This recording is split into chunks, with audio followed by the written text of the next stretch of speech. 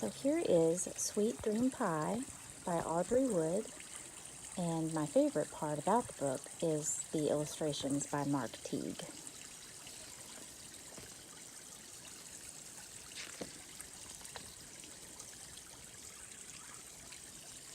It was almost dawn on Willoughby Street when Pa Brindle lit the lantern and led Ma Brindle up to their dark attic to an old trunk draped with cobwebs. "I haven't slept a wink tonight," Pa said. "I've been craving a piece of sweet dream pie just like the one you made me long ago." "The last time I made that pie, you ate too much," Ma grumbled, "and your dreams weren't sweet."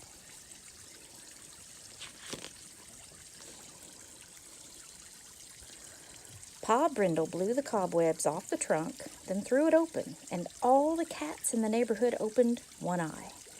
An enormous mixing bowl, a great rolling pin, a gigantic pie pan, and a small brass bell glistened in the lantern light.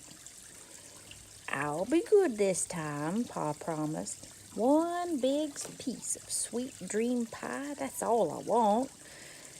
"Well then, I'll make it and you help," Ma agreed. "But if things get out of hand, don't blame me." The Brindles carried the extra-large utensils down to the kitchen and began to make the pie. When the dough was ready, Ma rolled it out on the table, and when she did, all the people on Willoughby Street, including little Amy McPherson, rolled out of their beds and onto their floors.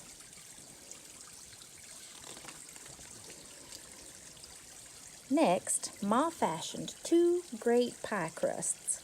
Then the Brindles began to toss every sweet thing they could find into the enormous mixing bowl.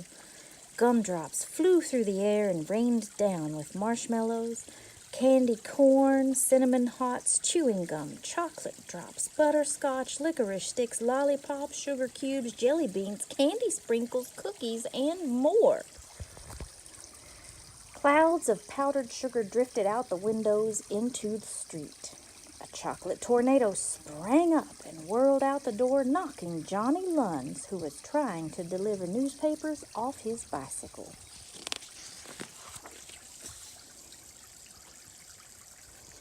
The enormous mixing bowl began to glow. A thick, sweet syrup bubbled up and oozed down the sides. The Brindles poured the filling into the giant pie pan, then wrestled the top crust into place. Ma crimped the edges, and Pa poked the steam holes. The crust began to move, as if things inside were trying to get out.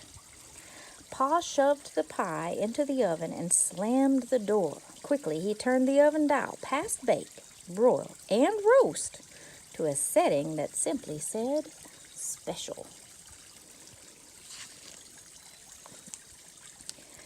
As the sun rose, the oven warmed, and a heat wave hit Willoughby Street. It was too hot to go to work or school, so everyone stayed home doing cool things.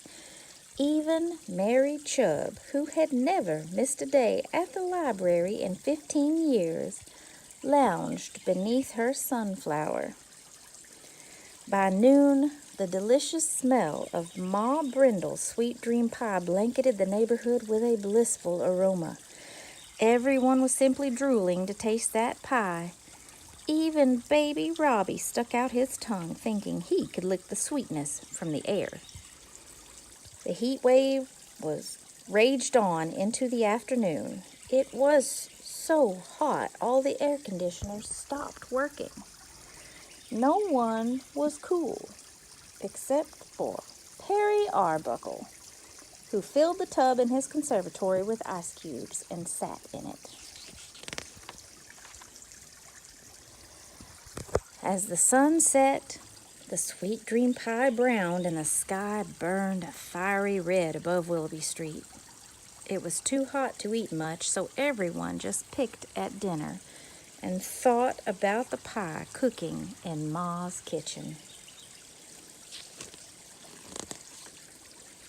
That evening, All the neighbors found an excuse to stop by the Brindles' house. Pa set up tables and colored lights outside and invited everyone to stay and share his special dessert.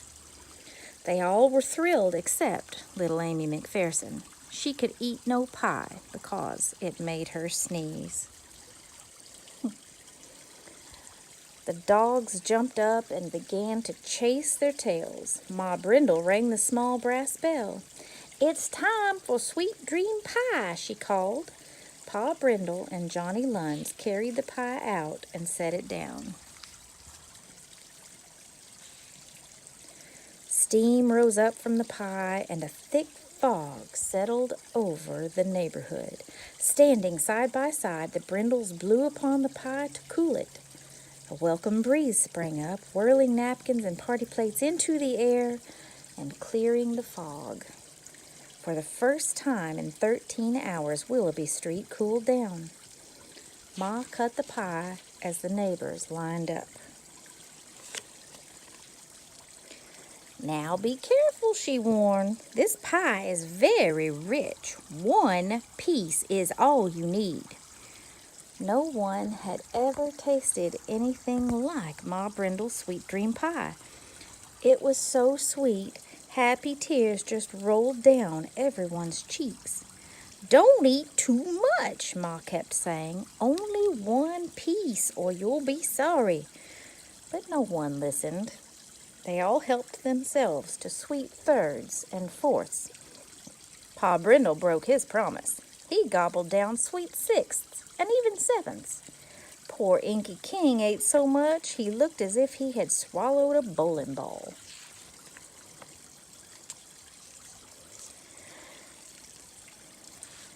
When Myrtle Murphy's parrot pecked up the last crumb, a hush fell upon Willoughby Street. The neighbors thanked Ma and Pa for sharing their wonderful pie. Suddenly, all they wanted to do was go home and snuggle in their cozy beds. Some made it, and others dozed off along the way. Ma Brindle shook her head in dismay.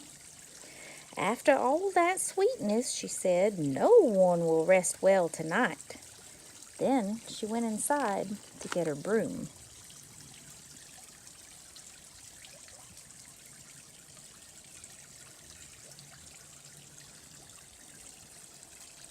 That's when the dreaming began. Pa Brindle's dream was the first to pop out. Bigger than a dump truck, it galloped through the neighborhood, whistling for the others to follow. Dreams of every shape, size, and color drifted up from their dreamers and began to sport and play. All of the dreamers on Willoughby Street tossed and turned in their restless sleep. Ma Brindle had never seen so many wild dreams. They were everywhere and into everything. The dreams were too happy and too excited doing things they shouldn't do. When enough was enough, Ma took up her broom and began to sweep, sweep, sweep until she had swept away every last dream from Willoughby Street. All of the dreamers, including Pa Brindle, sighed with relief and finally settled in for a good night's sleep. From her bedroom window, little Amy McPherson watched it all. And for once in her life, she was glad she could eat no pie.